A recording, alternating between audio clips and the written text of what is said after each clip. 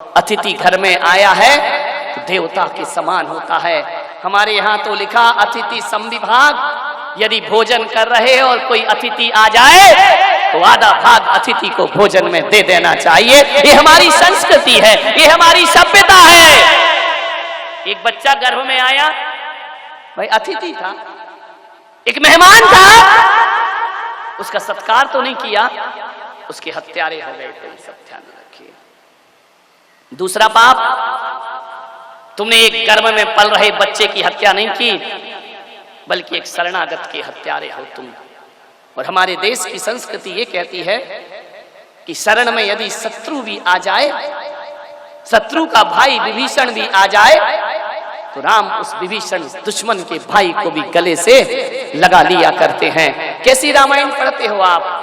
आपके घर में एक बच्चा आया है, वह आपकी शरण में आया है, पालनहार ही मारनहार हो गए, बाढ़ ही खेत खाने लगी, कैसी होगी जिंदगी हमारी? विचार करिए। एक शरणागत की हत्या की है तुम। तीसरा पाप, तुमने दीनहीन अनाथ की हत्या की है। इतने ही तुम्हारे बाजुओं में ताकत थी तो जन्म लेने के बाद मार के दिखाते। एक दीनहीन अनाथ को 3 लोगों ने मिलकर के मार डाला। 3 हत्यारे हैं उसके। वो बच्चा चीख नहीं सकता है, वो बच्चा कानून से अपनी दया की भीख नहीं मांग सकता। वो बच्चा तुम्हें अदालत तक घसीट के, अनाथ है ना वो, गर्भ में है तुम्हारे, वह अपनी जिंदगी की मांग नहीं कर सकता। 3 हत्यारे हैं ये। पहला हत्यारा तो वो पति जो अपनी पत्नी को गर्भपात के लिए मजबूर करता है, वो सबसे बड़ा हत्यारा हुआ करता है। दूसरा हत्यारा वो डॉक्टर जो चंद रुपयों के खातिर किसी के गर्भ में पल रहे अजन्मे शिशु का कत्ल करता है। और तीसरी हत्यारिन वो मां है जो अपने ही खून की हत्या करवाती है जाकर के। ध्यान, ये 3 हत्यारे हैं, ध्यान रखना। ये 3 ऐसे कसाई हैं, ये लाख तीर्थ करें, चारों धाम की यात्रा करें, गंगा नहा ले, जमुना नहा ले, ये खून के दाग कभी धुलने वाले नहीं हैं। ये तीनों हत्यारे लोग, ये तीनों कसाई लोग। और जिस क्लिनिक में गर्भपात होता है, मैं उसे अस्पताल नहीं कहता, वो किसी बूचड़ खाने और स्लॉटर हाउस से कम नहीं हुआ करता है। अरे बूचड़ खाने में तो पशुओं को मारा जाता है। ये ऐसा बूचड़ खाना है जहां चंद रुपए के खातिर एक डॉक्टर इतना बड़ा पाप करता है। कहां गई तुम्हारे अंदर की संवेदनाएं? कहां गई उस नारी का धड़कता हुआ दिल? जानते हो मां का दिल क्या होता है? बच्चा सूखे में सुलाती है, खुद गीले में सोती है। वो दुनिया में मां हुआ करती है। मां तो वो होती है खुद भूखी रहती है लेकिन बच्चे को आंचल का दूध पिलाया करती है। मां तो वो होती है कि अपनी जान लुटाना पड़े लेकिन बच्चे को जीवन दान दिया करती है। यूं तो आंधी तूफान आए तो मां की नींद नहीं टूटती रात को, लेकिन बच्चा थोड़ा सा कुनमुना जाए तो गहरी नींद भी मां की पल भर में टूट जाया करती है। अरे मां का हृदय तो गुलाब की पंखुड़ियों से ज्यादा कोमल होता है, लेकिन बाहरी हत्यारिन मां, तेरा हृदय तो ग्रेनाइट से भी ज्यादा कठोर हो गया है, अपने ही खून की हत्या करा रही है। अरे जिस नारी ने गर्भपात कराया है, ये मत सोचना कि उसने केवल एक लड़की की हत्या की है या एक बेटे की हत्या की है। तुम्हें जो पाप लगेगा ना गर्भपात कराने का पाप, आपने एक बच्चे की हत्या नहीं की है, आपने भावी मुनि की हत्या की है, आपने एक साध्वी की हत्या की है। आपने एक हो सकता है आपकी बेटी जन्म लेने के बाद नहीं फंसती संसार के प्रपंच में, कोई ज्ञानमती बनकर खड़ी हो जाती, कोई विशुद्धमती बनकर खड़ी हो जाती, कोई सुभाषमती बनकर के दुनिया में खड़ी। यदि वो बेटी माताजी बनती तो मैं उस महिला से कहूंगा तुमने एक आरिका की हत्या कर दी है, ध्यान रखना। यदि वो बेटा संत बन जाता, हो सकता है आपका बेटा घर गृहस्थी में ना फंसता। तो आपने यदि बच्चे का गर्भपात कराया है ये मान करके चलो एक विवेकानंद की तुमने हत्या की है, आने वाले शांति सागर की तुमने हत्या की है, आचार्य कुंद की तुम हत्यारिन हो, तुम्हें ब्रह्म हत्या का पाप लगेगा, तुम्हें संत हत्या का पाप।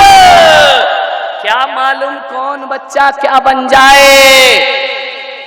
हो सकता है आपकी बेटी इंदिरा गांधी बनती, हो सकता है आपकी बेटी प्रतिभा पाटिल बन करके खड़ी हो जाती।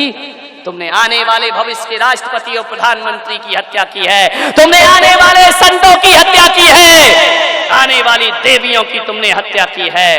अभी तक तो हमने सुना था कि पूत कपूत होते हैं, माता कभी कुमाता नहीं होती, लेकिन बाहरी कलजुगी माँ तूने अपनी कोख में प्रश्न चिन्ह लगवा दिया है, तूने अपनी कोख में संदेहास्पद हो गई तुम्हारी कोख।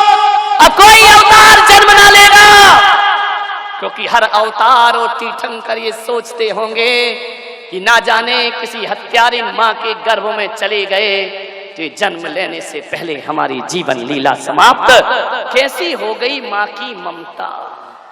तुम तो नारी हो, मालूम है तुम्हें, एक नागिन अपने बच्चे को जन्म देने के बाद खाती है, एक कुत्ती जब भूखी होती है तो जन्म देने के बाद बच्चों को खाती है। तुम्हारी जिंदगी तो उनसे भी बदतर हो गई, जन्म लेने से पहले कोख में अपने बच्चे को खा जाया करती हो, उसकी जिंदगी को बर्बाद कर दिया करती हो, उसकी जीवन लीला छीन लिया करती हो। गर्भपात कराने वाली स्त्री नागिन से भी बदतर हुआ करती है, ध्यान रखना। क्या होती है मां मालूम, एक क्रूरता की रूप जो विकराल रूप में रहती है। वह शेरनी जब किसी के बच्चे को देखती है तो मार के खाती है, लेकिन उसी दाढ़ से जब अपने बच्चे को उठाती है ना, उस हत्यारिन दाढ़ में भी करुणा का और ममता का जन्म हो जाया करता है। वह भी बड़े प्यार से अपने बच्चे को उठाती है। एक हिरनी भी शेर का मुकाबला कर लेती है, हिरनी भी अपनी शक्ति को नहीं देखती है। आचार्य माने तुमने कहते हैं जाती है मृगपति के आगे प्रेम रंग में। यदि शेरनी बच्चे पर अटैक करे तो हिरनी उसका मुकाबला करने को तैयार होती है। यह ताकत कहां से आती है? यह ममता की ताकत हुआ करती है। मान्यवर, कितने तड़फा तड़फा करके उस बच्ची की जान ली जाती है। गर्भ में बच्चा रखकर एक डॉक्टर के पास चली जाती हो, और वह कसाई नपुंसक डॉक्टर चंद रुपए के खातिर उस मां को जिसके गर्भ में बच्चा है स्ट्रेचर पर लिटा दिया करता है। और लिटाने के बाद औजार नहीं जानते कि हम सब्जी काट रहे हैं या इंसान को काट रहे हैं, कैंची को कुछ नहीं पता है, लेकिन इस आदमी को तो पता होता है ना। ये धारदार औजार उस मां के गर्भ में डालता है, और गर्भ में डालने के बाद बच्चा जब चीखता है कि मां मुझे जन्म लेने दे, मैं तो आया था तेरे गर्भ में कि मुझे सांसें मिलेंगी, जीवन मिलेगा। मां तूने तो मां के नाम को कलंकित कर दिया। कैसी पथराई छाती होती है उस मां की कि वह लेटी लेटी गर्भपात कराती रहती है। तेज धार वाला चाकू जाता है, कैंची जाती है, धीरे धीरे उस बच्चे के पैर की उंगलियों को कतर कतर के रख दिया जाता है। आप विचार करिए, बच्चा तो सोचता था माँ मेरे हाथ को चूमेगी, मैं माँ के गाल पर अपने हाथ रखूंगा, लेकिन इस हत्यारी माँ ने उसके हाथों के टुकड़े टुकड़े करा दिए, कतरा कतरा कर दिया उसे।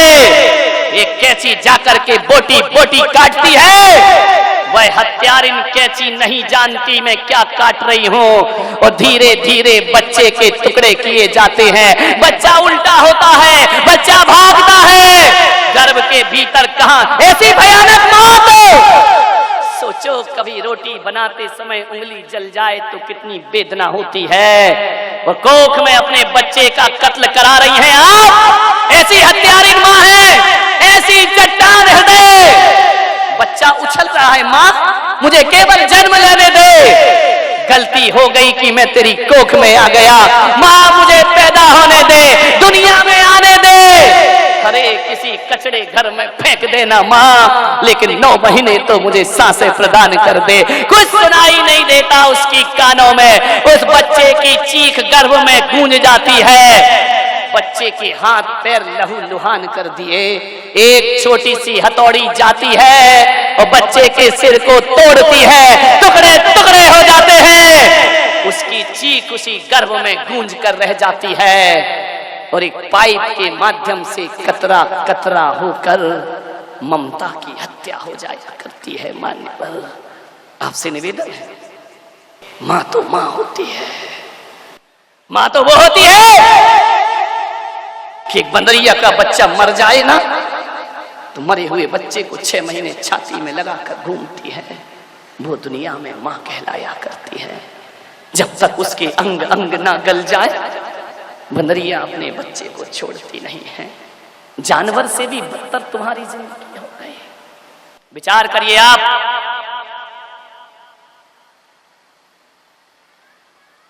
एक हिरनी को एक शेर खा रहा था, हिरनी की आंख में आंसू आ गए, शेर ने कहा तू नहीं बचेगी। बोले मुझे विश्वास है मैं नहीं बचूंगी, लेकिन मैं तुम्हारा ग्रास हूं, तुम मुझे खा सकते हो, 5 मिनट की मोहलत दे दो। बोले क्या हुआ, मेरे बच्चे बहुत छोटे हैं, मैं उन्हें एक बार अंतिम बार दूध पिलाया हूं, उसके बाद मेरी जीवन लीला समाप्त कर देना। और एक निवेदन है मेरा तुमसे कि तुम मुझे खा लेना, लेकिन मेरे स्तन को मत खाना। बोले क्यों? बोले मेरे मरने के बाद मैं चाहती हूं कि मेरे स्तन मेरे बच्चे के मुंह में पड़े रहना चाहिए, मैं मजबूर हूं कि तुम मेरी हत्या करोगे। वो कहते हैं, ये कहानी कहती है पंचतंत्र की, कि शेर ने जैसे ही सुना कि बच्ची ये जो हिरनी है छोटे छोटे 2 बच्चों की माँ है, शेर ने कहा जा मैं तेरा भक्षण नहीं करता हूं, जा तू अपने बच्चों को जीवन दान प्रदान कर दे। एक जानवर में इतनी ममता जग जाती है, एक जानवर सब कुछ लुटा देता है। तुमने एक कहानी पढ़ी होगी कि एक मालिक के बच्चे को बचाने के लिए एक नेवला सांप से मुकाबला करता है और सांप के टुकड़े टुकड़े कर दिया करता है, और मालिक के बच्चे को बचाने की वह ताकत रखा करता है।